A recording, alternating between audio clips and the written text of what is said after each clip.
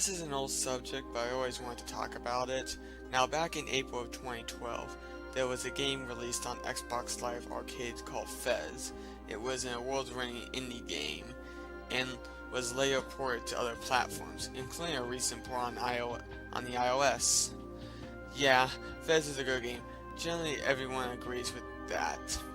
Eventually, a sequel, simply titled Fez 2, was in development. However, there is one fact about the game that doesn't sit well with anyone. It's not to do with the game, but the creator, Phil Fish. To put it simply, he is a douchebag. If someone says something mean about his game or him directly on Twitter, then he would either get into controversial rants or say something nasty back to the person, in an attempt to upset the person. After a fight he had on Twitter, he canceled Fez 2 and left the internet. He claimed that no one deserved Fez 2 due to all the treatment he received on Twitter.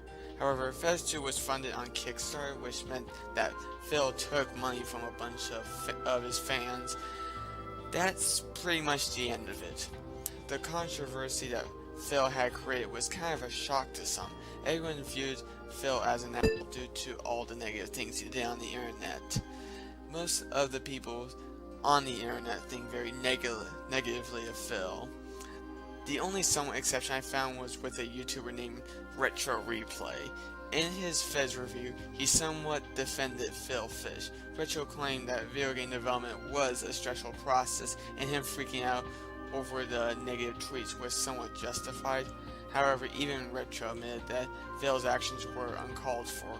Also, in my opinion, what Phil has done was also incredibly stupid.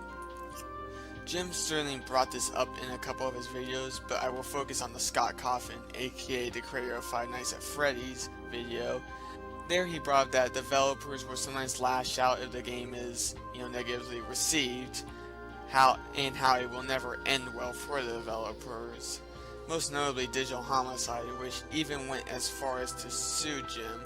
Unfortunately for Digital Homicide, they lost. It was pretty embarrassing for what happened. I will leave a link to the video if you want to know more about it. It's lawsuit time! Anyways, I think what Phil did was ridiculous. I love Fez, and seeing a career act like an ass and canceling a sequel to a game was heartbreaking to me. This topic is old. It was something I did kind of want to talk about. Phil, if you're watching this, you will probably never see the end of this. Still to this day, people talk about this from time to time. Screw Attack did a top 10 biggest fucks in gaming and put this incident on the list. Let that be a note to all indie devs. No matter whether you're on Scratch, GameJolt, Newgrounds, or Steam, lashing out will never get you anywhere or solve any of your problems. You will look like an ass and see nothing but more shit on your part.